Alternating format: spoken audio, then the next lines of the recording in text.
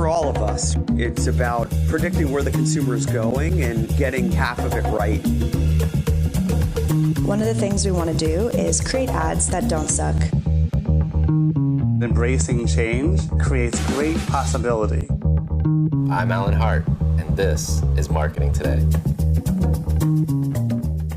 Today on the show, I've got Andrea Brimmer. She's the Chief Marketing and Public Relations Officer at Ally Financial. She joined Ally in 2006, spearheading the creation of the Ally brand, developing everything from the brand pillars, cultural framework, to the value proposition and delivery in the marketplace. On the show today, we talk about Ally, the brand itself, the position of purpose that they have in the marketplace, and how that purpose seems to be changing to become a change maker, not just a purposeful brand. We all talk about her push into activist for women's sports, what the brand is doing to help lift up women's sports in many different areas and voting with their dollars. We talk about diversity and inclusion as well, and courage, and that marketers today need more courage. So I hope you enjoy this conversation with Andrea Brimmer. Andrea, welcome to the show. Thanks, Alan. I'm really excited to be here with you. I am excited for this conversation and a lot of good questions and topics to get into. But before we start talking about business, I want to ask you a question. I hear you were on the Michigan State's first ever D1 women's soccer team. I was. Yeah, it was a long time ago, and it was an honor to be one of the founding members. We were instrumental in really getting the rest of the Big Ten to achieve varsity status. We were only the second team to have varsity status back when the Big Ten was actually 10 schools. And it's super exciting to see how my Spartans are doing now and just the level that they're competing at. So it's awesome.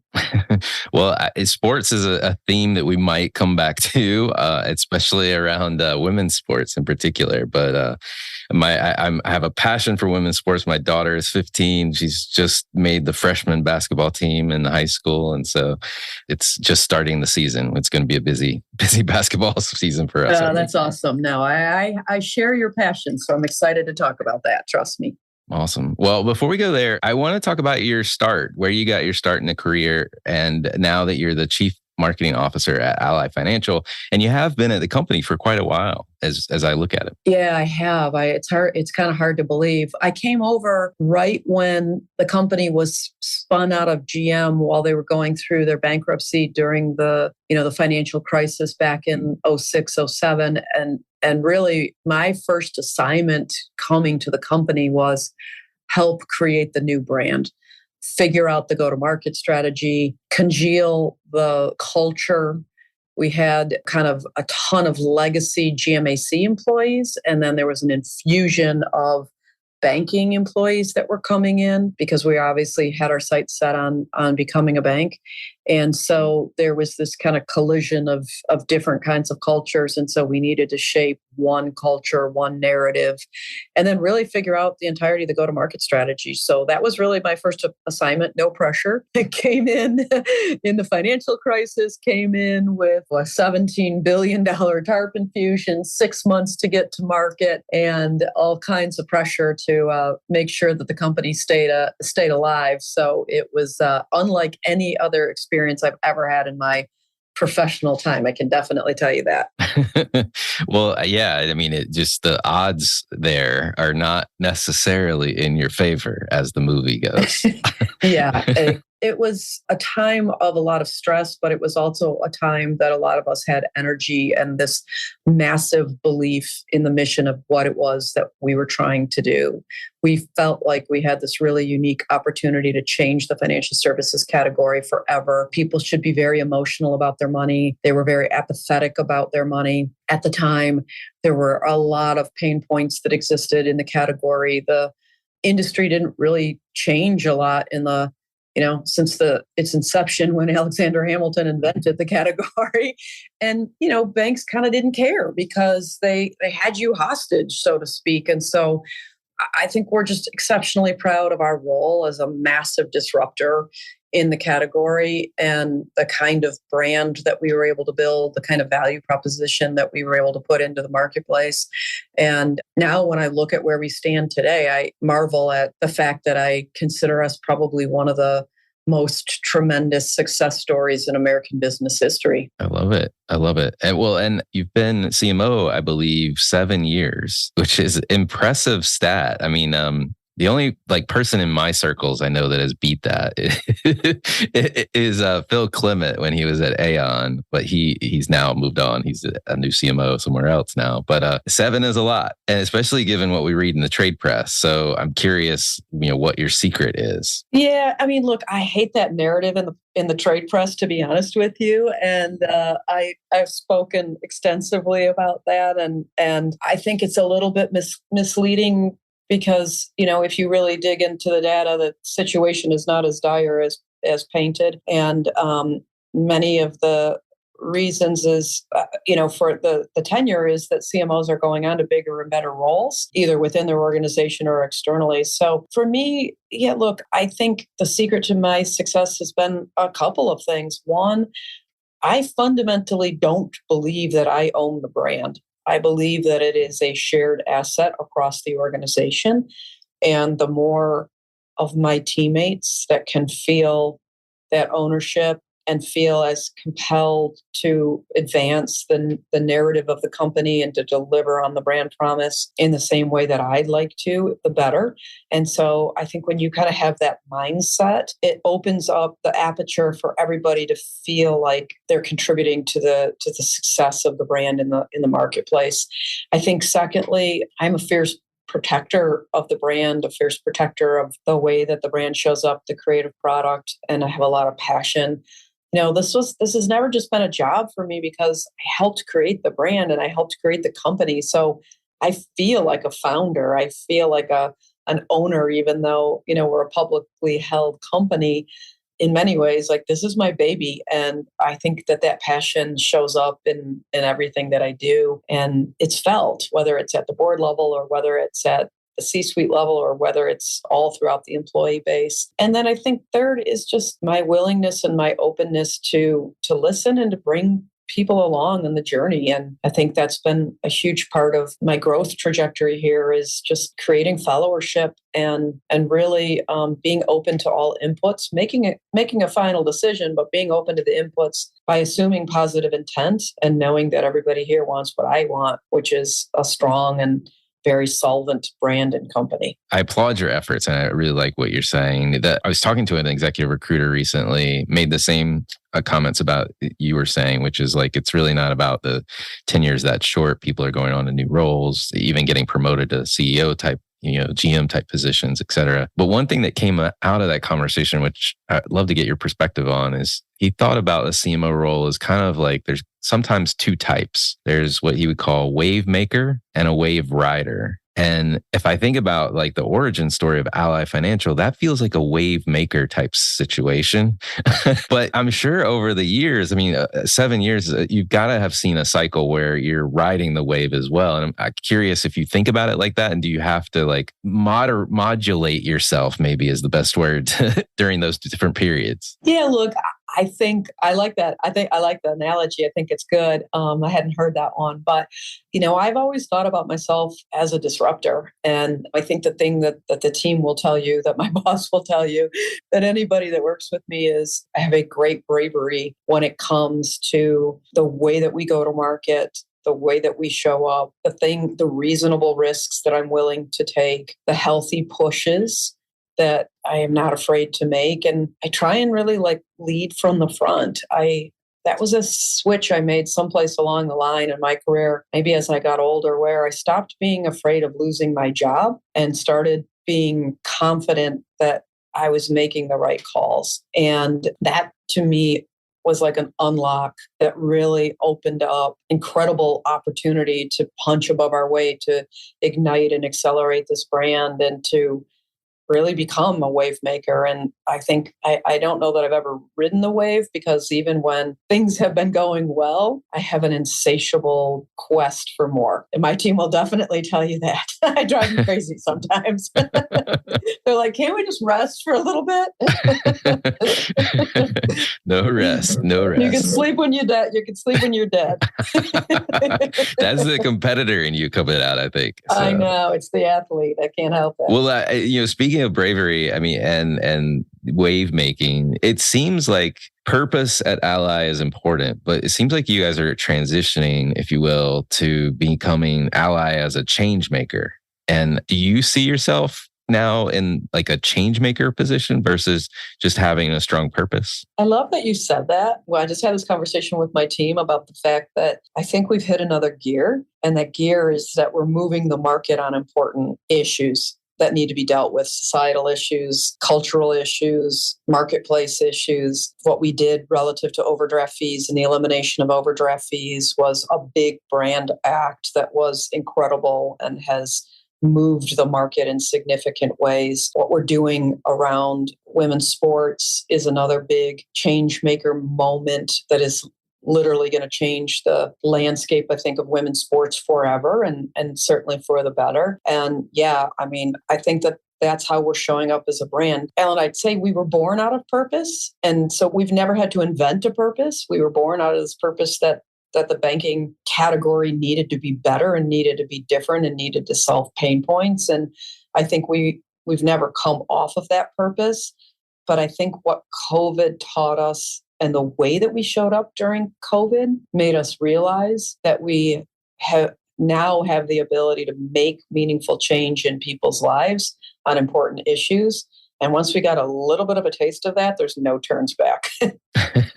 Yeah. Well, I mean, if you can find that thread, if you will, to pull from having a strong purpose to begin with, and then how does that then translate out to the marketplace? You can stand out for one, but you can make good change in the process, which is kind of cool. Yeah. Look, this year, we showed up on Fast Company's Brands That Matter list.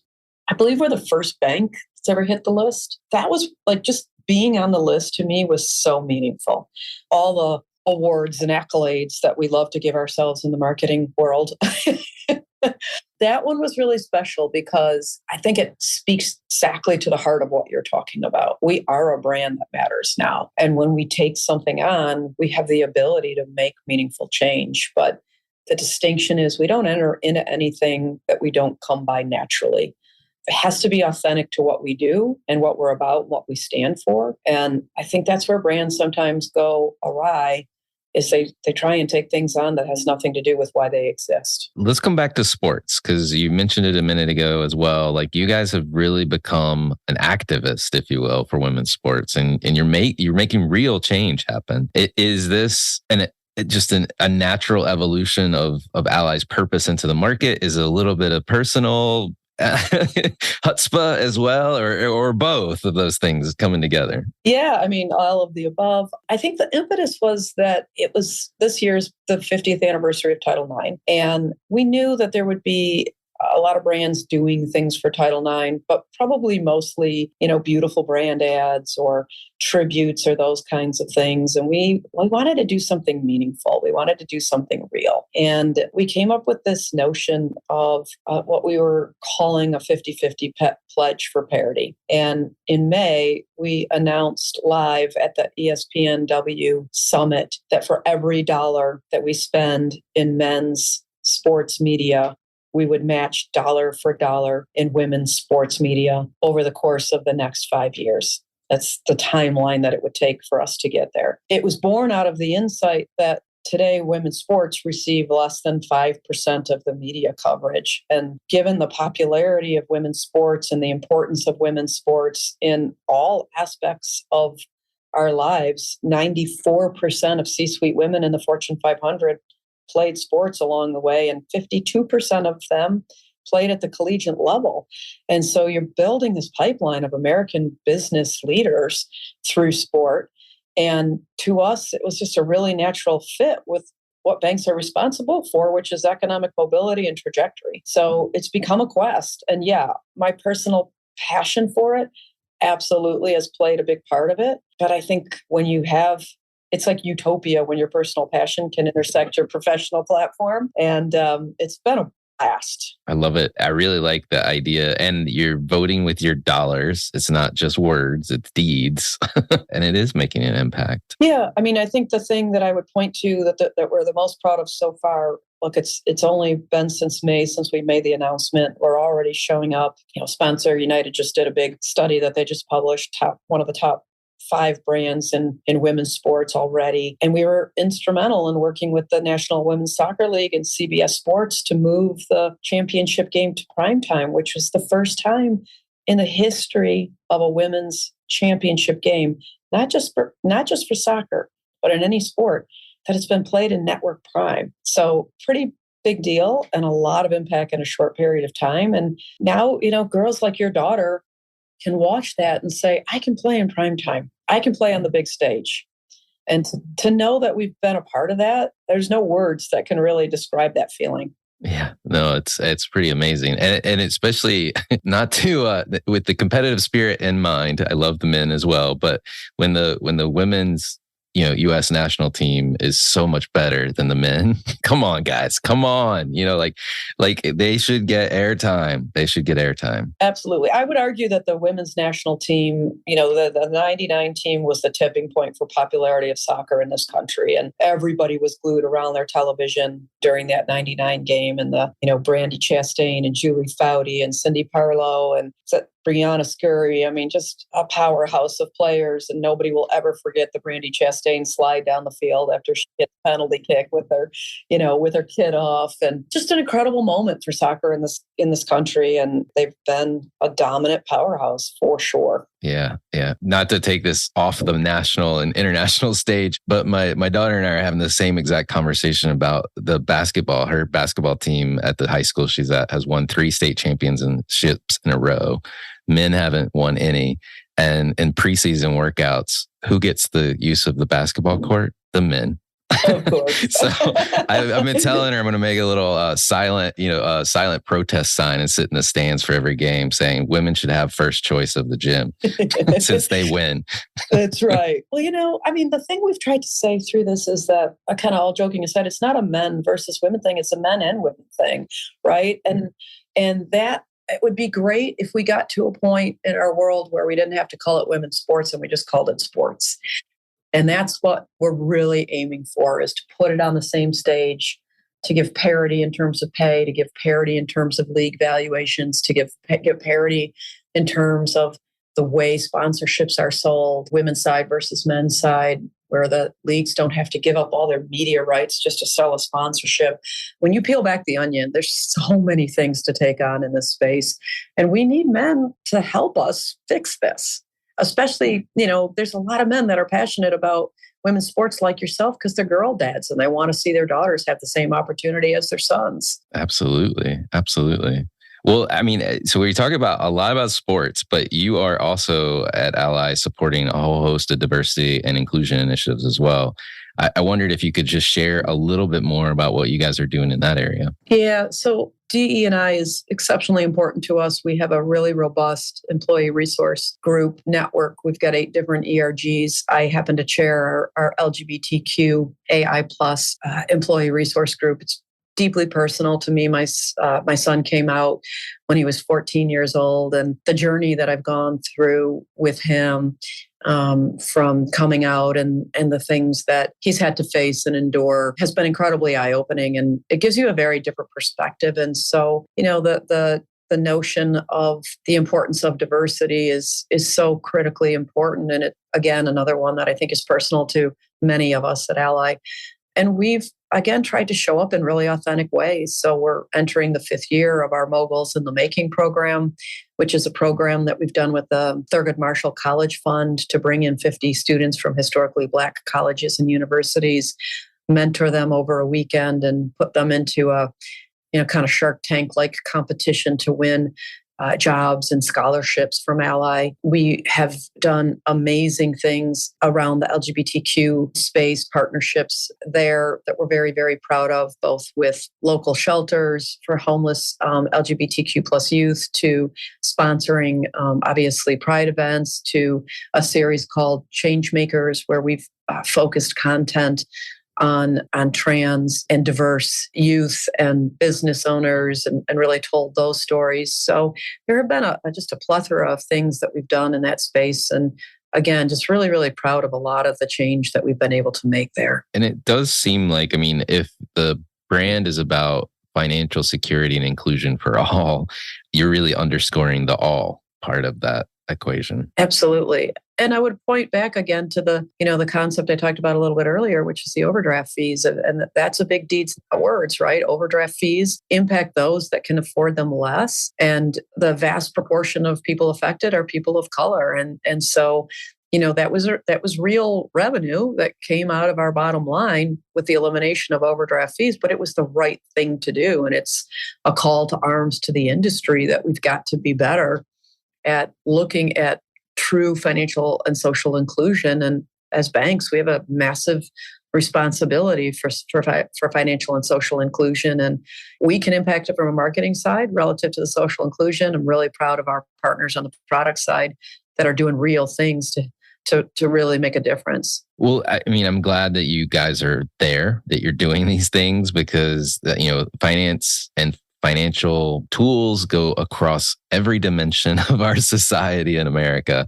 You cannot get away from touching something financial. Everything we do, it seems like, translates to something financial. Yeah, it does. Absolutely. I always say the three most important things in your life are your health, your family, and your money. And your money, not in terms of what it can buy you, but what it allows you to do in your life and who it allows you to do it for. And we have this really deep belief at Ally that got to be financial services that truly serve. And we have an obligation to take the serve part really seriously. And exactly what you articulated is the reason why people work really hard for their money, and it's their most important asset. We've got to protect it. Well, I don't think anyone would call you or Ally shy in general, but also in your marketing and the efforts that you're putting out around purpose and all the change making efforts that you're doing. Like, you mentioned bravery before, and how have you developed this bravery? Was it a conscious effort, or did it just happen? I think I've always been brave in every aspect of my life. Not being shy is a great characterization for me. Ellen, I've always been in positions at a young age that were maybe sometimes above where I think I was ready for. And it taught me that I had to be brave. As a sophomore in high school on a powerhouse soccer team, I was made the captain with a bunch of seniors on the team. That was a daunting task. Playing every minute of every game at Michigan State for 4 years and really leading a lot of the change up there was a daunting task. And all of these things kind of prepared me when I was on the agency side. I was the youngest account director of the Chevrolet account and the only woman to ever lead the account in the 90 plus years that the agency had the account. So I was always kind of pushed into these places where I had to be brave. And when I came to Ally and when I ultimately took over as CMO, I realized that there were people that were they were afraid. They were afraid to push the envelope. They were fearful of the consequences, or they were fearful of the repercussions. And I couldn't figure out why, because we didn't have that kind of culture. And I felt like I had to lead by example, and I had to push people out of their comfort zone. And I really had to focus on kind of changing the mindset and changing the way that we went to market, because we don't have the budgets that the big money center banks had. So if we were ever going to punch above our weight, we were going to have to do it through disruption. And it was as much a business strategy as it was an ethos that I really wanted to have around the team and the way that we showed up. I love it. Well, kudos. It's showing in the marketplace, and you can definitely see from one outsider's perspective. Well, one of the things we've already talked a great deal about you and your background before, but I love asking this question to everyone that comes on the show, and I'm curious to get your answer. Has there been an experience of your past that defines or makes up who you are today? Yeah, absolutely. There've been a lot. I think probably the most formative for me is really more of a personal one. My brother got diagnosed with MS when he was 39 years old, and he died at age 42. And it was a shocking moment, as you can imagine, for our family. He was big and strong and beautiful and athletic and never smoked, never drank, looked the epitome of health, worked out every day. And it really made me realize that you have to live in the moment, and that life can be really, really sloppy, and you have to embrace the slop, and that's honestly where all the good stuff happens, because your life, we script a perfect life for ourselves, and it never turns out that way. And that was really important for me to realize in that moment. And it's just really changed how I show up, how I think, how I care about people, how I care about people in my life, even how I find joy in things and try and share joy, and how I bring myself to work every single day. So it's probably, I didn't want him to die and leave nothing behind in terms of a lesson or a legacy. And part of it is an honor to my brother to really show up the right way every single solitary day and to enjoy life to the fullest. I love that. Thank you for sharing. And I can't imagine that also fuels your bravery as well, and the fact that there may not be a tomorrow. Absolutely. Yeah, exactly. Make it count. Make it count. Exactly. Carpe diem. Yeah, exactly. Well, curious, if you were starting this journey all over again, is there advice you'd give your younger self? Yeah, I think I definitely, the notion of embracing the slop would certainly be one. I think really I would have given myself a little bit more levity. I was so focused on got to get to the next level, and I got to get this promotion, and I've got to be at work all the time, and I've got to do this and I've got to do that. And I wish I had taken more time to enjoy the ride through to where I am today, but I definitely have learned that lesson in my older years, and I savor every moment. I kind of pinch myself. I think I have the best job in marketing, and I don't take it for granted, not even for a day. I wish I had learned that earlier, to just go with it a little bit more, not push myself through so hard, to be a sponge, to be curious, to allow myself to have taken right turns and left turns through my career, and to not really feel like it had to follow such a straight line. I really like that phrase, embrace the slop, too.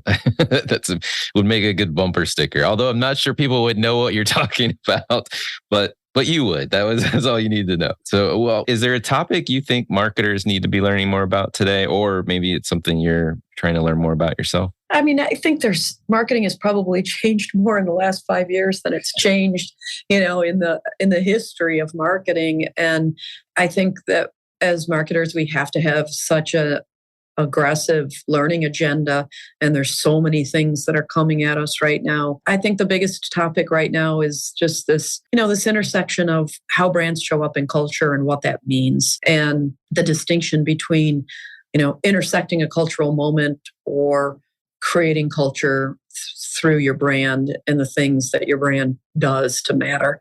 And that's a topic that I'm doing a lot of deep dives on. And how do brands become cultural icons, and why? How does your brand become indispensable? If your brand went away tomorrow, would anybody care? There are a lot of brands that have reached that status, and a lot of it has to do with their place in culture. And so to me, that's such an interesting topic, and one that has got so many layers to it.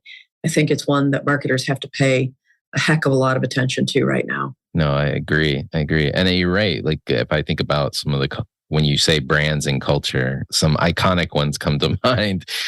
Maybe because we're talking about sports earlier too, but like a Nike as an example. But they're so woven into everything, and even people's personal identity, right? It is a brand, but they identify with it at a much deeper level, that it says something about who they are as well. Exactly. It's still, it's part of the way that they show up. It's part of the way that they live their life. And, I think there's such a distinction between that and showing up in a cultural moment. And this term has been thrown around so much, and it's like overplayed. And I think marketers really understanding what it really means to be culturally relevant is very different than many of the fails that so many brands have had by trying to intersect a moment in time that they don't belong in. Yeah, no, it makes sense. And so I'm curious, are there brands or companies or causes that you follow or you think other people should take notice of? Yeah, I mean, absolutely. Look, I think that what's happening in women's sports, people should take note of. Leagues like the National Women's Soccer League, absolutely on fire. And it's exciting to see everything that's happening there, and the valuations of expansion teams, and the power that the athletes have in taking their voice back. I also follow very closely, I think, the fashion brands, what has happened, especially with brands like Gucci, Balenciaga, Prada, Louis Vuitton. Absolutely staggering. Just read the Interbrands kind of best brands showcase recently, and all 4 of those brands have hit the list. And the collaborations that they're doing, the way that they have intersected culture, the creativity with which they're not only just designing, but the rapid pace with which they're bringing products to market, and even in a really choppy environment, economically becoming must-have things. Platforms, interesting platforms like United Masters and what they're doing to disintermediate record labels and give artists the ownership of their music rights. These are all really just interesting forces that are happening and are things that I'm looking at and following very closely. We're becoming such a creator economy. And the way that brands are having to go through a metamorphosis to intersect this notion of creator economy is really, really interesting. Yeah, no, it's definitely rapidly evolving and something for everyone to take notice of. I have one last question for you. I'm curious to get your thoughts on what do you think is the largest opportunity or threat facing marketers today? I think the largest threat facing marketers today is really the changing role of the CMO, Chief Customer Experience Officer, Chief Digital Officer, Chief Marketing Officer. There's a million different titles now. And I think that marketers need to do a better job of defining their own narrative and defining really what they should own within the organization and really what should be encompassed in their scope of work. So I think that there's a bit of a identity crisis in the marketing space today. And it's a huge threat if we don't do a better job of not only opining on the value of marketing and delivering it, but really cementing what our place within the organization should be. I hate when I see marketing getting layered under different groups, not being part of the C-suite. I think that's just a basic misunderstanding of the value of marketing as a catalyst for growth and a catalyst for change in an organization. And I think it's a huge threat that we've got to aggressively take on and do a better job of defining. I 100% agree with you. And I can't say it any better. But I think there is this notion as well as CMOs. If we go back to that wavemaker analogy, you coming into a new role, you potentially know ahead of time the type of change that you want to drive. You may not know what the change is. And I think as we think about, that wave starting to crest and coming to the next one, there's this reflection moment where I think 2 things need to happen. And I was curious to get your thoughts on this. One is what's next? Like what's the next wave? But the other one is marketing and the impact that it's having. I think we forget to do that last part a lot of times, and it prevents us from being able to make that next wave of change happen. Yeah, I talk about that a lot. My team and I talk about it all the time, and we call it getting your key themes down. And we sit as a leadership team and we get our key themes down for the year, and then we drill those into everybody's head across the organization, and then we report consistently and persistently on the progress of that. And oftentimes what happens is we get dragged into like a 15-page scorecard, and we've got to say, no, that's not something that's productive. Like, here's the 5 most important things that we're going to do this year, and make sure that it's clear, make sure it's aligned with the CEO's vision. I think that that's a way that marketers get themselves in trouble real fast. And then talk about it consistently and persistently, and tell a good truth. So I am a big believer in that. It's something we've practiced, and I think it's a part of the success that we've had. I look across my leadership team. Most of my leadership team has been with me since the beginning, and the new ones are only because we've added people. So my head of brand, my head of operations, my head of digital, my head of CRM, my head of advertising and media, my head of auto, they've all been with me for this entire ride. And I think it's because we're so aligned around what are we trying to do? What are the key themes? And we're also consistent and persistent about telling that internally. You're also keeping them really busy too. And growing along the way. That's right. I give them a lot of alcohol. They're fine. I love it. Play hard, work hard. Yeah. Well, Andrea, thank you so much for coming on the show. Really appreciate your insights today. Ellen, it's been a pleasure. And I hope that you enjoy watching your daughter play basketball. And I hope she has a awesome season. It's awesome that she made the team. And I want you to make sure you keep us posted on her trials and tribulations and victories. I will. Thank you so much. Hi, it's Alan again. Marketing Today was created and produced by me with post-production support from Sam Robertson. If you're new to Marketing Today, please feel free to write us a review on iTunes or your favorite listening platform. Don't forget to subscribe on marketingtodaypodcast.com. Tell your friends and colleagues about the show. I love hearing from listeners. You can contact me at marketingtodaypodcast.com. There you'll also find complete show notes and links to what was discussed in the episode today, and you can search our archives. I'm Alan Hart, and this is Marketing Today.